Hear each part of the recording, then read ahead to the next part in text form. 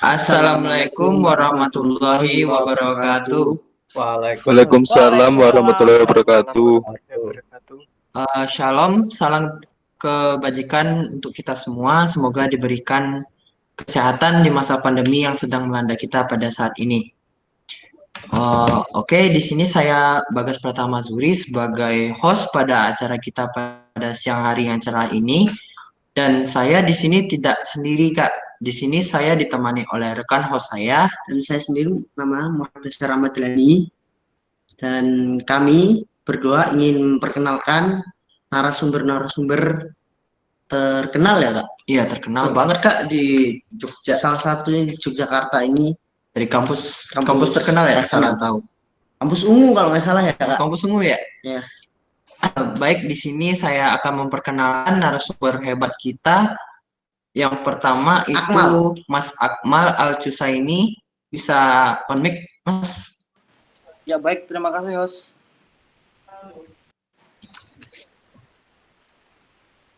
Ya, Kak. Mohon perkenalannya. Waktu dan tempatnya dipersilakan untuk perkenalan dirinya. Ya, perkenalkan, nama saya Wasyatul Akmal Al-Husaini. Saya di sini ingin menjelaskan materi konsep UX, User Experience and Research. Oh iya. Oh, di bidang desainer ya, Kak? Ya, suka desain ini ya. Suka desain ini. Terima kasih ya, Kak. Terima kasih, Kak Akmal. Selanjutnya itu ada Mas Hilal Fatori. Minta waktu dan tempat. Terima kasih. Assalamualaikum warahmatullahi wabarakatuh. Waalaikumsalam warahmatullahi wabarakatuh. Nama saya Hilal Fatori Mustafa. Saya dari Amikom Yogyakarta, kelas Ilmu Komunikasi. Saya di sini akan menyampaikan konsep User Experience Research. Oh, baik. Terima kasih ya, Kak Hilal. Yang ketiga siapa tuh, Kak? Selanjutnya, yang ketiga Kak Wahyu Ilyas. Mas Wahyu Ilyas. Waalaikumsalam warahmatullahi wabarakatuh. Dari Universitas Ankom, jurusan Ilmu Komunikasi. Dan di sini saya akan membawakan materi tentang konsep data security terkait penyalahgunaan data di sosial media. Oh, di bidang security ya, Kak? Security. Aman banget ya, Kak? Banyak tuh masalah sekarang tuh. Iya. Terus lanjut aja ya. Lanjut aja ya. Narasumber berikutnya untuk Mas Aji. Mas Aji Setiawan. Oke, terima kasih atas waktunya.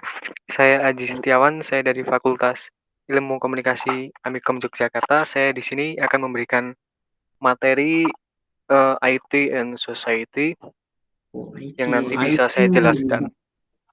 Terima kasih ya, Kak. Untuk yang narasumber yang terakhir. Yang terakhir nih. Dari jauh nih, Jakarta nih. Anak Jakarta tuh. Jakarta banget ya. Alfi, Kak Mas Alfi. Ya. Terima kasih.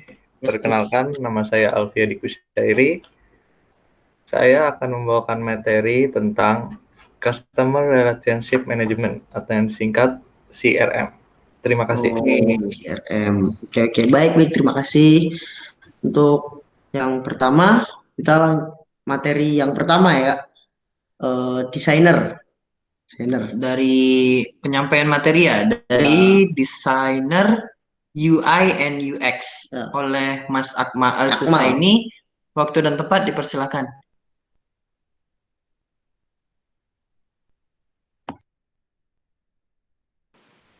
Baik, terima kasih, host. Di sini saya akan menjelaskan materi konsep UX. Yang pertama, konsep UX, User Experience. User Experience, pengalaman pengguna. Saat ini sudah menjadi sebuah metode yang sudah banyak dikenal orang untuk melakukan desain suatu produk. User Experience Design atau yang bisa disebut UX Design itu adalah proses meningkatkan kepuasan pengguna aplikasi pengunjung website dalam meningkatkan kegunaan dan kesenangan yang diberikan dalam interaksi antara pengguna dan produk. User experience berfokus pada pemahaman yang mendalam tentang pengguna seperti apa yang user butuhkan, apalagi mereka hargai, kemampuan yang mereka miliki, dan keterbatasan mereka.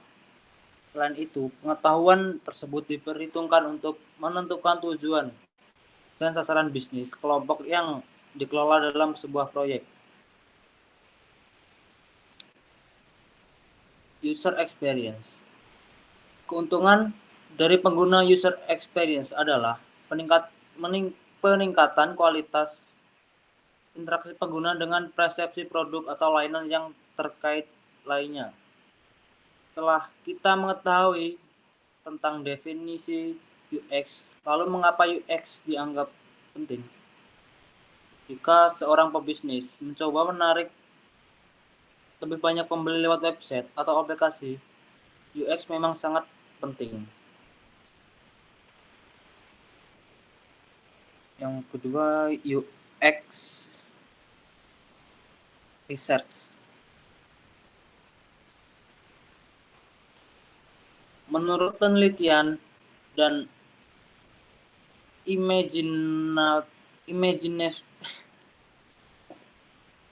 Imaginovation, sebuah lambang penelitian berbasis di Amerika. Gak usah grogi, Kak. Santuy, santuy. Santuy. Tapi santuy di sini. Yuk lanjut yuk. Sebuah lembaga penelitian berbasis di Amerika. Jika konten Anda tidak dioptimalkan dengan baik, sebanyak 79% pengunjung akan keluar dari website yang Anda cari. Konten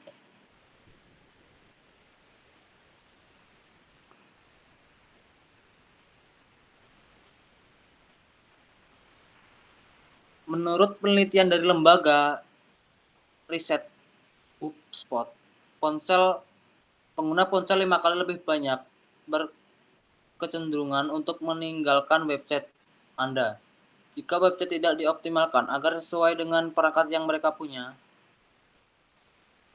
Gawat kalau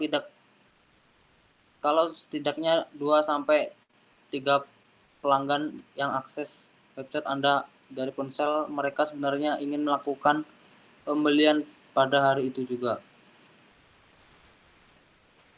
Menurut penelitian lembaga riset Mintos, ini kasus nyata. Pendapatan dari website ESPN.com melonjak 35% setelah mereka mendengarkan keluhan pengguna mereka dan mendesain ulang homepage mereka. Menurut Adobe, 39% orang akan berhenti mengakses website jika gambar tidak dimuat atau terlalu lama loadingnya. Yang ketiga, perkembangan UX. Perkembangan di bidang UX membuat UX designer saat ini tidak hanya memfokuskan kemudahan dalam penggunanya saja, namun harus menyenangkan bagi user. UX design memiliki sejumlah peranan lain penghubung antara kebutuhan user dan tujuan bisnis. Desain UX pun harus terus mengikuti kemajuan teknologi. Beberapa manfaat lainnya seperti mampu menghemat sumber daya perusahaan. Terbukti sebuah perusahaan bernama Experience Dynamics menyatakan bahwa user experience design bisa menghemat tim developer hingga 50%. Mampu meningkatkan penjualan. Hal ini dipotong oleh survei yang dilakukan oleh perusahaan New Experience Associates. Mereka menyebut bahwa 75% startup unicorn sangat dipercaya bahwa desain user experience yang bagus bisa meningkatkan valuasi perusahaan ketika melakukan aktivitas penjualan. Imaginovation, lembaga penelitian di Amerika, menyatakan bahwa jika konten tidak dioptimalkan dari segi UX, maka pengunjung akan keluar dari website dan mencari media lain.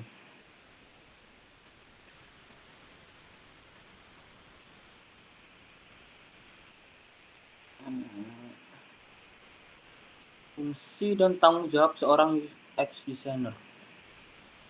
1. Produk research. Titik awal seorang UX designer adalah melakukan produk research atau penelitian produk. Tujuan ini agar desainer dapat dengan mudah merancang sebuah produk. Hal ini sangat penting agar mengetahui sasaran perilaku dan kebutuhan pengguna. Pengumpulan data tentang produk ini bisa dilakukan dengan beberapa cara seperti melakukan survei online, mewawancarai pengguna secara pribadi, fokus group, kompetitif analisis. Mengoptimalkan data. Setelah riset sebuah produk dan menemukan data-data di atas, selanjutnya para UI designer mengimplementasikan. Mereka akan berkolaborasi dengan UI designer agar segera direalisasi ke dalam sebuah desain sesungguhnya. UI atau UX designer bertugas untuk membuat tampilan website aplikasi agar nyaman dan eye-catching bagi user. Selain itu, aplikasi dan website mudah digunakan, menentukan tata letak agar tampak estetik dan membuat pengguna nyaman serta tidak kebingungan. Yang ketiga, tanggung jawab seorang UX designer. Tanggung jawab UX designer cukup besar, harus memiliki daya kreativitas tinggi. Harus mengetahui bagaimana cara mengombinasikan warna, bentuk, gambar, font, dan lainnya agar enak dipandang dan seragam, serta memastikan desain nyaman digunakan oleh user dan tidak membuat mereka kesulitan. Pentingnya UX. Yang pertama, menarik minat user. Yang kedua, strategi wajib untuk memenangkan persaingan. Contoh, dalam bentuk website maupun aplikasi. Intinya, aplikasi atau website yang memiliki UX baik untuk akan menjadi pilihan user. Yang ketiga, meningkatkan potensi kesuksesan. Bagaimana pengguna akan memilih aplikasi yang menarik dan mudah digunakan. Contohnya seperti aplikasi WhatsApp, banyak aplikasi setting yang berguguran.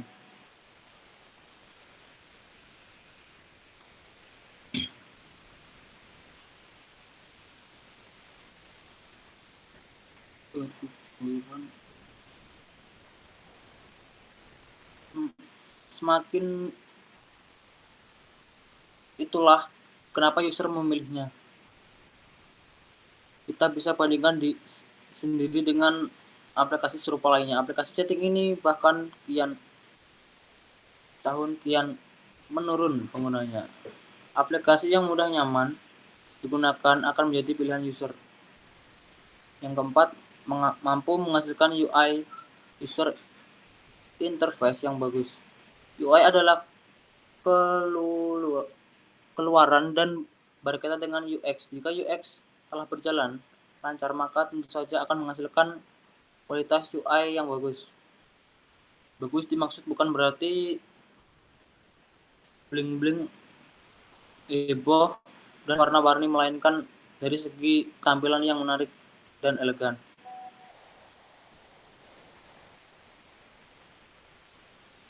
Tahapan dalam membangun UX. Yang pertama, research.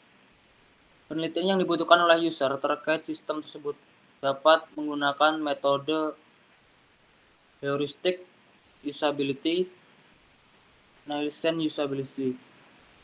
Analisis. Yang kedua, analisis. Yang ketiga, kerangka prototype UX design. Yang keempat, UI design. Yang kelima, tahap pengembangan. Yang enam, evaluasi. Jadi kesimpulan materi ini, jika Anda pelaku bisnis di bidang e-commerce seperti startup, UX design adalah salah satu hal yang wajib diperhatikan.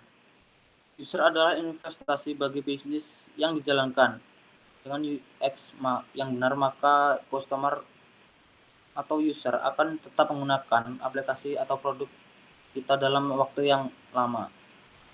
UX design juga pun tak hanya dikerjakan satu kali saja, melainkan terus berkesinambungan dengan cara meningkatkan kualitas dengan mengupgrade desain atau tampilan yang sesuai kebutuhan dan keinginan pengguna. Baik, itu host materi dari saya. Baik, terima kasih untuk narasumber kita, Mas Akmal. Tidak keberatan jika kami kasih pertanyaan, ya Mas Akmal. Halo, Mas Akmal. Maaf ya, di sini tadi agak hujan. Maklum lah ya, orang di sini dekat jalan juga kalau ada motor lewat. Mas Akmal bisa on mic sebentar.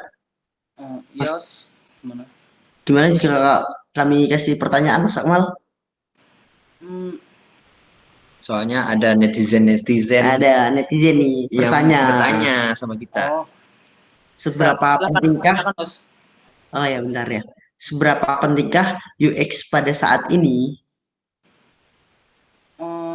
Pada saat ini sangat penting karena dengan adanya tim yang khusus mengenai UI dan UX, perusahaan akan dengan mudah memberikan menawarkan pengalaman yang menyenangkan bagi penggunanya. Pengalaman yang menyenangkan bagi penggunanya pada sebuah tampilan aplikasi yang desainnya bagus. Keseimbangan ideal desain UX atau UI dapat membantu semakin banyak pengguna untuk mengunduh dan menggunakan barang atau jasa dari produsen atau pencipta aplikasi tersebut. Terus dalam hal ini tampilan dan komposisi dari UI dan UX menjadi faktor penentu apakah mau untuk terus menggunakan produk tersebut atau tidak. Bahkan UI atau UX suatu produk berperan untuk menentukan asumsi dan feedback pengguna terhadap produsen brand. Artinya, UI atau UX juga merupakan bagian dari branding sebuah produk atau perusahaan. Maka tidak heran pengembangan UI dan UX harusnya mendapat perhatian lebih perusahaan agar pengguna tahu dan tetap menggunakan manfaat produknya. Dan itu. Terima kasih ya Mas Akmal, sudah dijelaskan sangat detail dan rinci ya kan. Ya. Terus kalau boleh tahu ini dari kapan Mas Akmal suka desain-desain ini ya? Ya baru-baru ini aja Os. Ya. Baru belajar juga nih. Menambah hobi atau gimana Mas? Ya menambah ya gimana ya? Nambah pengalaman hobi. Oh iya benar juga. Apalagi sekarang 4.0 ya Mas? Ya sering 4.0 udah banyak orang yang pakai media sosial semua pamflet. Baik, langsung saja atau gimana? Bila misal itu ngedesain gitu dapat penghasilan nggak sih Mas Akmal? Dapat, tergantung kitanya sendiri. Kan jelaskan pengembangan itu itu. Oh iya. Jadi sebuah banyaknya pengunduh atau pengguna dari produk atau jasa yang kita tawarkan gitu. Ya baik. Terima kasih ya narasumber kita Mas Akmal. Baik, sekarang narasumber dilanjut dengan Mas Hilal untuk menyampaikan sama UX ini juga ya. Halo, terima kasih atas waktunya. Terima kasih. Saya akan menyampaikan apa itu user experience atau yang biasa kita singkat UX sendiri. User experience adalah bagaimana seorang pengguna internet mengakses website, suatu pengalaman yang mereka dapatkan dari website tersebut. Contohnya, user experience adalah mengeksplorasi semua fitur website yang ada, melihat tampilan websitenya, dan melakukan prosedur hingga berhasil transaksi produk atau jasa. User experience ini juga biasa disebut dengan singkatan UX yang Dalam bahasa Indonesia disebut sebagai pengalaman pengguna. Bidang-bidang yang terkait dengan perkembangan UX antara lain project management, user research, usability evaluation, information architecture, user interface design, interaction design, visual design, content strategi, dan web analytics. Apa pentingnya user experience untuk kehidupan kita sehari-hari? Sekarang Anda sudah tahu kan apa arti UX, tapi masih mengapa UX itu penting? Jika Anda adalah seorang pebisnis dan mencoba menarik lebih banyak pembeli lewat website atau aplikasi Anda, UX memang jadi sangat penting. Di antaranya adalah inovasi. Sebuah lembaga berbasis di Amerika, jika konten Anda tidak dioptimalkan dengan baik, sebanyak 79% pengunjung akan keluar dari website Anda dan mencari konten atau produk lainnya. Dan menurut penelitian lainnya dari lembaga riset Mintos, ini kasus nyata, pendapatan dari website ESPN.com melonjak 35% setelah mereka mendengarkan keluhan pengguna mereka dan mendesain ulang homepage mereka. Jadi, intinya di sini adalah bagaimana sekarang ini fungsinya mirip seperti toko. Bayangkan, user sebagai seorang calon pembeli yang akan masuk toko Anda, jika mereka mengalami pengalaman yang buruk, contohnya si calon pembeli ini tidak bisa menemukan apa yang mereka butuhkan. Pengembangan UX ini mungkin melibatkan tim web developer yang punya tarif fantastis, tapi sesungguhnya dengan waktu atau uang ataupun tenaga yang sudah dihabiskan itulah conversion rate atau tingkat penjualan Anda mungkin besar dan naik. Di sini saya dapat menyimpulkan dengan Anda bisa mengenali lebih dalam soal pentingnya UX bagi pengembangan bisnis maupun website Anda.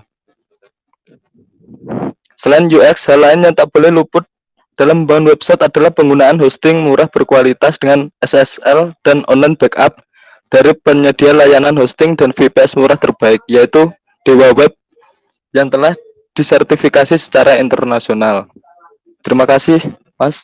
Itu yang bisa saya sampaikan. Oh iya, terima kasih juga untuk narasumber Hilal. Saya kasih pertanyaan, bisa ya Mas? Boleh ya? Boleh, Mas. Kalau dilihat-lihat di Instagramnya Mas Hilal itu banyak ya desain-desain gitu.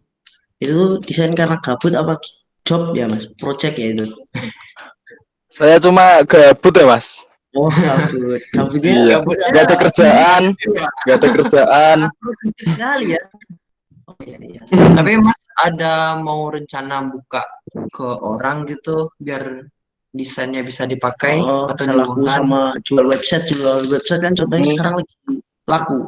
Saya Gara-gara belum kepikiran sampai sejauh sana ya, Mas. iya Cuma iya. gabut iseng-iseng doang. Oh iya, Pik. Sehariannya selain desain ngapain ya Mas Hilal ya? Hobi apa itu? Hobi saya tidak punya hobi, Mas. Oh, berarti cuma mendesain gitu ya, Mas? Iya, desain. Desain itu salah satu hobi sih sebenarnya. Hidup, iya. Kui living. Makasih School ya, Mas. living aja, Mas. Ya, makasih. Oh, selanjutnya nih Sama-sama. dari Ini ada kita ada kakak yang ganteng nih, Wahyu yaitu Ilyas Kak Wahyu Ilyas. dengan materi Materinya penyalahgunaan data. penyalahgunaan data. Oke, terima kasih. Persilakan Kak Wahyu Ilyas. Boleh on mic, Kak? Nah, terima kasih atas waktunya yang telah diberikan kepada saya. Di sini saya akan menjelaskan atau membawakan materi tentang konsep data security terkait penyalahgunaan data di sosial media. Yang pertama, saya akan menyampaikan 10 penyalahgunaan sosial media. Yang pertama, upload foto tidak senonoh di sosial media. Yang kedua, berbagi foto korban kecelakaan. Yang ketiga, berbagi foto korban perang. Yang keempat, berbagi foto anak kecil merokok. Yang kelima, mengumpat dengan kata-kata kasar untuk meluapkan amarah di sosial media. Kemudian yang keenam, membuli di sosial media. Yang ketujuh, berbagi foto orang meninggal. Yang ke-8, berjudi atau taruhan di media sosial. Yang ke-9, atas nama eksis di media sosial dan merusak alam. Terus yang selanjutnya, yang ke-10, pencemaran nama baik. Kemudian ada pengertian data. Data adalah beberapa karakter yang dikumpulkan untuk tujuan tertentu. Kemudian, data adalah informasi yang sudah mengalami perubahan bentuk agar lebih efisien ketika akan dipindah atau diproses lebih lanjut. Kemudian, data adalah subjek yang terdiri dari satu karakter atau lebih yang memiliki nilai kuantitatif maupun kualitatif, sehingga dapat dipindah atau bahkan diproses lebih lanjut. Data itu terdiri dari satu karakter atau lebih. Karakter tersebut bisa berupa angka maupun huruf. Misalnya, angka biner, tidak semua orang bisa membaca angka biner. Tetapi dalam angka-angka tersebut terdapat informasi sama seperti Jakarta atau JAKARTA. Ada 7 karakter yang ada 7 karakter yang ketika dirangkai menjadi satu kesatuan memiliki informasi berupa nama suatu daerah. Berkembangnya teknologi smartphone dan peningkatan aktivitas internet turut menyumbang peningkatan varian data digital. Contohnya foto, video, teks, IP address, cookie pada browser, hingga GPS koordinat merupakan jenis data digital. Kemudian ada konsep data security. Keamanan data atau data security adalah sebuah prosedur dengan dukungan dari regulasi dan teknologi untuk melindungi data dari perusakan data, modifikasi data, serta penyebaran data baik yang disengaja maupun tidak. Dapat disimpulkan bahwa data security merupakan perlindungan terhadap data digital dan dapat disimpulkan bahwa data security merupakan perlindungan terhadap data digital yang bersifat privat untuk mencegah akses yang tidak diinginkan terhadap komputer, database, maupun website. Kemudian, singkatnya, data security merupakan tindakan yang dilakukan untuk mengamankan data, khususnya data digital dari tangan-tangan yang merugikan. Misalnya, apakah kamu pernah memberikan akses personal komputer milikmu kepada teman? Atau kamu punya pengalaman temanmu membajak ponselmu dengan mengirim pesan kepada orang lain tanpa sepengetahuanmu. Nah, dengan memberikan password di laptop dan ponsel, temanmu tidak akan bisa membaca atau mengakses perangkat komputer dan ponsel milikmu. Kurang lebih seperti itu. Kemudian pentingnya data security.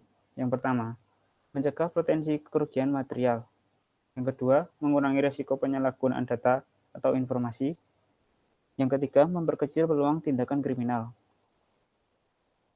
Kemudian, kesimpulan dari materi yang telah saya sampaikan. Yang pertama, keamanan data atau data security merupakan hal yang masih jarang dibahas di Indonesia. Padahal, ketika internet mulai masuk, seharusnya pengetahuan akan keamanan data atau data security sudah mulai diinformasikan. Tetapi faktanya justru tidak demikian. Akibatnya, sudah banyak kasus penyalahgunaan data atau informasi yang jumlahnya bahkan sulit untuk dideteksi. Oleh karena itu, pengetahuan tentang keamanan data security sudah menjadi kebutuhan. Hal itu karena semakin canggih teknologi yang dipakai, semakin banyak pula data atau informasi yang diperlukan. Kemudian ada 3 alasan kenapa keamanan data atau data security itu penting. Yang pertama adalah mencegah potensi kerugian material. Yang kedua adalah mengurangi risiko penyalahgunaan data atau informasi. Yang terakhir adalah memperkecil peluang tindakan kriminal. Kemudian ada 3 lagi cara yang dilakukan untuk mengurangi risiko-risiko tersebut. Yang pertama, perhatikan hal kecil. Yang kedua adalah batasi akses. Yang ketiga, yaitu pilihlah partner yang tepat. Sekian materi yang saya sampaikan. Terima kasih. Oke, baik ya Mas Wahyu Ilyas. Mohon maaf sebelumnya, rekan kami host kita lagi ke belakang. Terus untuk pertanyaan materi konsep data security ya, saya mau memberikan pertanyaan, bagaimana cara untuk memberikan proteksi lebih terhadap data?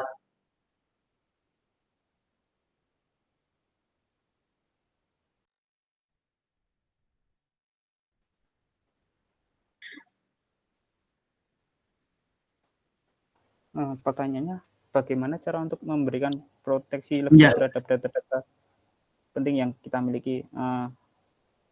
Yang pertama, perhatikan hal-hal kecil. Contohnya mulai cek akun sosial media. Oh iya. Apakah kita memberikan akses data, informasi seputar di mana kita tinggal, nomor HP, hingga alamat email. Jika masih dibatasi orang yang bisa mengakses informasi tersebut, jika perlu, hilangkan data atau informasi tersebut.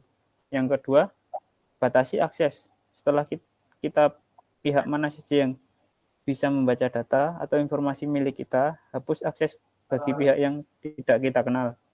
Akan berbahaya jika semua orang bisa mengakses data kita dengan mudah. Yang ketiga, pilih partner yang benar-benar paham akan pentingnya keamanan data dan atau data security. Jangan simpan data atau informasi penting kita jatuh di tangan yang salah, apalagi untuk data informasi perusahaan. Oh ya. Baiknya Mas Wahyu Ilyas, cukup memuaskan jawaban dari pertanyaan kita. Untuk selanjutnya boleh disampaikan materinya oleh Mas Aji. Silakan, Mas Aji.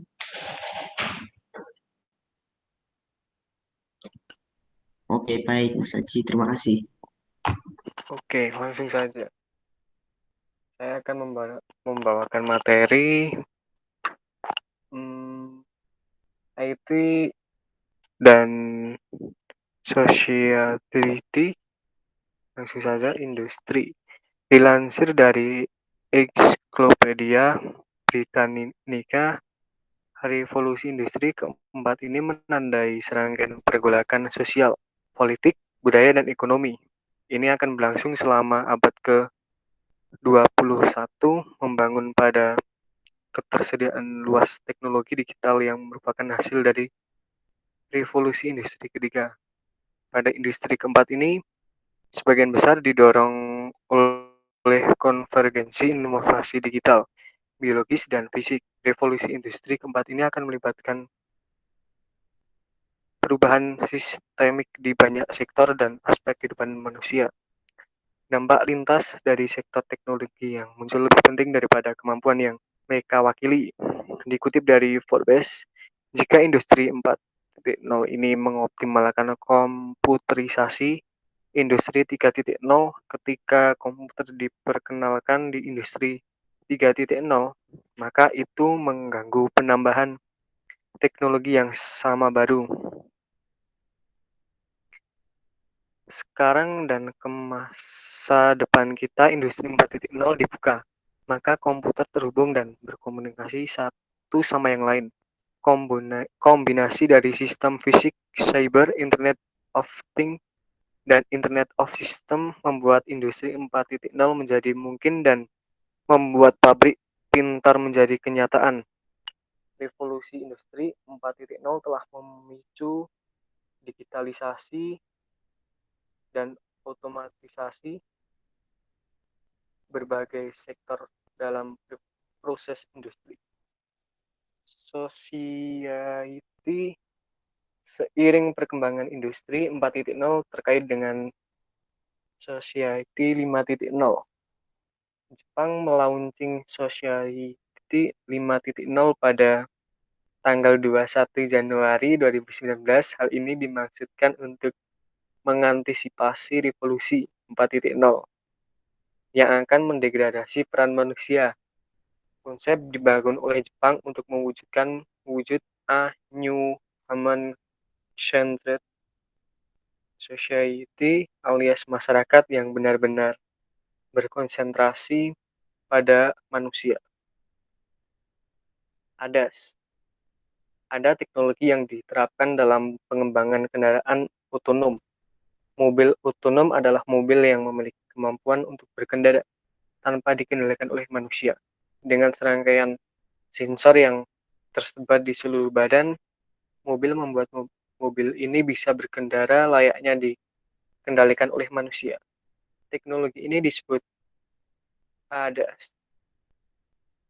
Untuk mengurangi jumlah kecelakaan mobil, pembuat mobil, pemasok otomotif, pemerintah, akademis, dan bahkan penyedia teknologi non-otomotif sama-sama mengembangkan sistem mengemudi otonom ini. Gagasan ini sistem ini untuk mendukung pengemudi dan mengemudi untuk meningkatkan keselamatan, efisiensi, dan kenyamanan. Teknologi ini memiliki kemampuan mendeteksi parameter situasional dan dengan sensor. Features communication. Kendaraan ke kendaraan memungkinkan kendaraan berkomunikasi dengan kendaraan lain untuk mencegah kecelakaan dengan saling mengirim dan berbagi tentang seperti kondisi real time dan peringatan blind spot. Untuk contoh, dalam konvoi mobil otonom, salah satu mobil termuka terlibat dalam kecelakaan. Ketika sistem airbag diaktifkan, ia akan mengirim sinyal nirkabel ke kendaraan untuk mengurangi kecepatan atau bersiap-siap untuk menghentikan tabrakan. Kendaraan ke jaringan, idenya adalah kontak kendaraan dengan infrastruktur jaringan nirkabel terbuat dari base station dan remote radio head untuk mengirim lalu lintas real time informasi. V2N juga digunakan untuk memanggil layanan SOS seperti e-call. Dalam hal ini kendala sangat penting jika panggilan e-call menggunakan V2N gagal terhubung ke layanan darurat, misalnya A11 di AS112 di Eropa dan 119 di Korea Selatan. Konsekuensi terhadap orang membutuhkan kebantuan bisa berakibat fatal. Visual to infrastruktur. Kendaraan berkomunikasi dengan elemen infrastruktur jalan. Sinyal lalu lintas, rambu jalan, persimpangan, dan lampu jalan. Untuk berbagi sinyal lalu lintas, pemberitahuan perubahan, peringatan kondisi jalan, peringatan tabrakan persimpangan, dan informasi penyeberangan pejalan kaki. Untuk membuat kendaraan seperti itu, infrastruktur komunikasi yang lebih baik sejumlah besar titik akses harus digunakan di infrastruktur pinggir jalan dengan biaya yang cukup besar. Kendaraan berjalan kaki, dalam hal ini perangkat seluler atau perangkat yang dapat dipakai pejalan kaki, dapat digunakan untuk berkomunikasi dengan kendaraan. Kendaraan berkomunikasi dengan pejalan kaki untuk memperingatkan mereka tentang penyeberangan, untuk melindungi mereka bahkan dalam kondisi jarak pandang rendah seperti malam yang gelap, kabut, ataupun hujan lebat. 5G. Teknologi 5G ini akan memberikan latensi rendah yang menyelamatkan jiwa untuk mengemudi sistem otonom. Latensi ultra rendah 5G memainkan peran penting dalam konektivitas otomotif. Selain itu, latensi rendah memungkinkan kemampuan pencegahan kecelakaan yang lebih baik. Teknologi ini juga memberikan data dengan tarif yang sangat cepat untuk mengemudi otonom. Sistem inovasi koneksi data yang cepat dan andal akan memungkinkan mengunduh peta 3D yang canggih dalam waktu dekat secara real time. Menyimpan kumpulan data peta besar di tingkat negara bagian atau negara di kendaraan itu sendiri akan menjadi tantangan. Solusi yang bagus menggunakan koneksi data 5G untuk mengunduh peta 3G terbaru di dekat. Kedekatan 5G juga diharapkan dapat beroperasi dengan andal, baik ini di perkotaan atau daerah pedesaan yang jarang mengatasi kebutuhan dan konektivitas yang selalu ada terlepas dari lokasi. Oke, cukup sekian. Itu saja yang dapat saya sampaikan. Terima kasih. Oke, sama-sama ya. Baik, terima kasih kembali Mas Aji. Kalau boleh saya kasih pertanyaan ya, Mas Aji ya, untuk mengenai Boleh, ini. Baik, rekan saya. Mas Haji, ini ada pertanyaan dari netizen, yaitu pertanyaannya, apa yang dimaksud dengan mobil otonom menurut Kak Aji? Gimana? Hmm, mobil otonom. Mobil Ya, otonom menurut saya adalah mobil yang memiliki kemampuan untuk berkendara tanpa dikendalikan oleh manusia. Oh, Dengan rangkaian canggih, itu canggih sekali ya. terdapat sensor yang tersebar di seluruh badan mobil membuat ini bisa berkendara layaknya dikendalikan oleh manusia. Padahal Hmm, tidak. Lalu teknologi ini bisa disebut ADAS. Terus untuk mengurangi jumlah kecelakaan, membuat mobil pemasok otomotif, pemerintah, akomodasi, dan bahkan penyedia teknologi non-otomotif bersama-sama mengembangkan sistem mengemudi otonom ini. Terus terdapat suatu gagasan sistem ini untuk mendukung pengemudi dalam mengemudi untuk meningkatkan keselamatan, efisiensi, dan kenyamanan. Terus terdapat juga poin plusnya, yaitu teknologi ini memiliki kemampuan mendeteksi parameter situasional dengan sensor. Oke, itu Kak. oh, berarti kayak autopilot gitu ya, Kak? Iya, benar. Hmm, ya, Canggih sekali ya. mengurangi angka kematian ya, Kak? Ya bisa Benar, juga itu gitu ya. canggih banget itu alatnya. Iya. Baik, terima kasih ya Nanti Mas untuk Aji. mobil-mobil Mudah-mudahan di masa depan konsepnya itu beneran kejadi ya. Oh iya, sangat dibutuhkan ya. Sangat dibutuhkan itu. Oh, oke, baik. untuk Terima yang kasih. ya oke baik, terima kasih. Ini narasumber terakhir kita yang paling jauh ya, Iya, paling jauh, paling Jakarta ini ya. tamu istimewa. Istimewa sekali. Eh, Mas Alfi ya, Mas Alfi. yang Iya, materi CRM. betul. Oke. Langsung Waktu dan saya tempat, Kak, bisa mulai. dipersilakan. Oke. Terima kasih atas waktunya. Jadi di sini saya akan membawakan materi tentang CRM atau Customer Relationship Management. Jadi apa itu CRM? CRM atau Customer Relationship Management adalah sebuah terobosan yang melatar belakangi pembuatan strategi bisnis berbasis customer.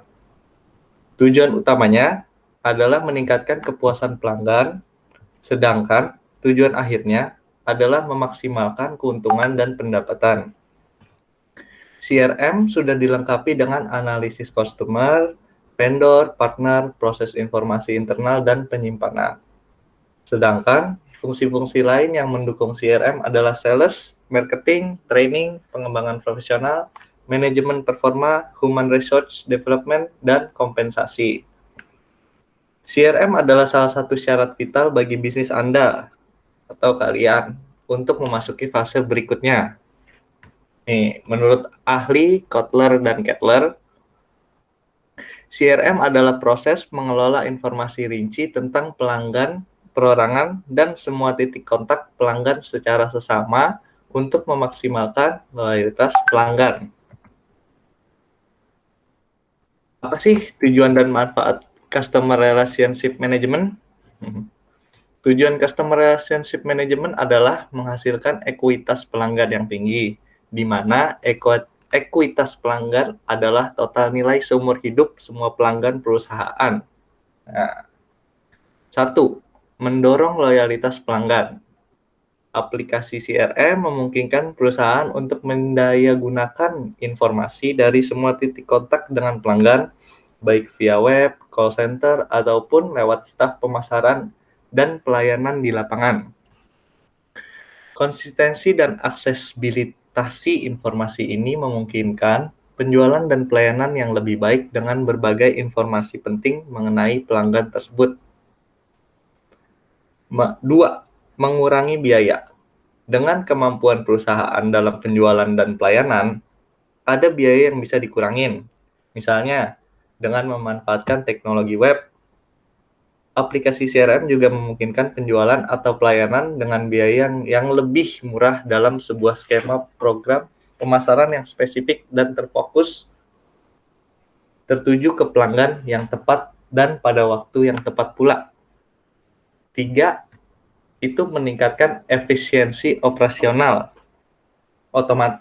otomatisasi penjualan dan proses layanan, dapat mengurangi risiko turunnya kualitas pelayanan. Penggunaan teknologi web dan call center misalnya akan mengurangi hambatan birokrasi dan biaya serta proses administratif yang mungkin timbul. Keempat, ada peningkatan time to market. Aplikasi CRM memungkinkan kita membawa produk ke pasar dengan lebih cepat dengan informasi pelanggan yang lebih baik. Dengan kemampuan penjualan melalui web, maka hambatan waktu, geografis, sampai ketersediaan sumber data dapat dikesampingkan untuk mempercepat penjualan produk tersebut. Nah, dimensi Customer Relationship Management ada 4. 1. Identifikasi pelanggan atau Customer Identification, di mana sebagai perusahaan harus bisa mengidentifikasi pelanggan agar bisa diperlakukan sesuai yang diharapkan, serta bisa menjadi ikatan yang saling menguntungkan. 2. Membangun daya tarik terhadap pelanggan atau customer attraction. Hal ini bisa terbentuk bagaimana cara perusahaan dalam memberikan suguhan keunggulan perusahaan sehingga pelanggan atau calon konsumen tertarik untuk datang dan tertarik dengan produk yang ditawarkan. Ketiga, mempertahankan pelanggan yang ada atau customer relationship. Pelanggan yang sudah menjadi bagian dari perusahaan dijaga keharmonisannya dengan memberikan fasilitas serta daya tarik tersendiri, supaya pelanggan tetap memilih produk perusahaan walau banyak saingan di luar perusahaan. Keempat, pengembangan pelanggan atau customer development bisa dimaksudkan dengan memfasilitasi pelanggan yang bisa memberikan konsumen baru di perusahaan, dan juga berbentuk ajakan tawaran yang dilakukan pelanggan sendiri ke orang lain di sekitarnya. Nah, segitu aja materi yang dapat saya sampaikan. Kurang lebihnya mohon maaf. Assalamualaikum warahmatullahi wabarakatuh. Waalaikumsalam warahmatullahi wabarakatuh. Baik, Mas Alfi, sangat detail sekali ya penjelasan materi. Sangat detail. Terima kasih. Ada netizen bertanya nih, Mas. Apakah ada hubungannya antara ilmu komunikasi dengan customer relationship management yang barusan Anda jelaskan? Ada, Mas. Dengan menerapkan Bisa dijelaskan, Mas? Oke, ada nih ya. Dengan menerapkan teknologi informasi dan komunikasi di dalam suatu perusahaan atau organisasi akan mampu menghemat biaya dalam semua aspek seperti tenaga kerja, proses, pemasaran, bahkan manajemen. Selain itu, keuntungan lain yang diberikan adalah dapat mempercepat perkembangan perusahaan dengan meningkatkan margin pada perusahaan Anda. Mungkin singkat tapi cukup jelas ya. Begitu aja.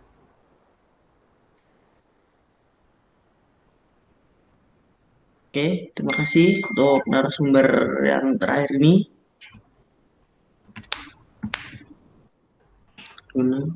Kesehariannya Mas Alfi, hobi bisa diceritakan? Wah, saya maaf, off topic dulu ya. Iya, tidak. Jadi saya suka bermain game. Oh, game. Dan mengurus Untuk game apa ya, Mas? Saya bermain game komputer, Mas. Dota, kalau kalian tahu. Mungkin tahu. Terus bisnisnya itu Mas Alfi sendiri yang mendirikan? Enggak, kakak, Mas. Saya ikut iseng-iseng aja. Cari pengalaman ya, Mas? Iya. Tambah pengalaman lah. Udah berapa tahun itu, Mas, bisnisnya berjalan? Baru sih, Mas. Saya baru ikut masuk gitu ya berapa bulan yang lalu lah. Mungkin November.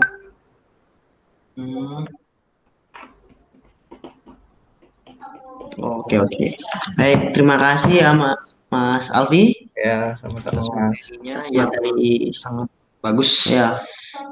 Semuanya sih yang bagus. Semua bagus. Jadi modifikasi. kita bisa mengetahui teknologi Oh sekarang, iya, industri benar. 4.0, Mobil-mobil itu. mobil-mobil yang Mas Aji bilang tadi, bisa jadi di masa depan Ya, bakal amin. terjadi Amin. dan mengurangi kecelakaan yang sering terjadi. Nah, ya. Kesimpulannya, Ya, oke.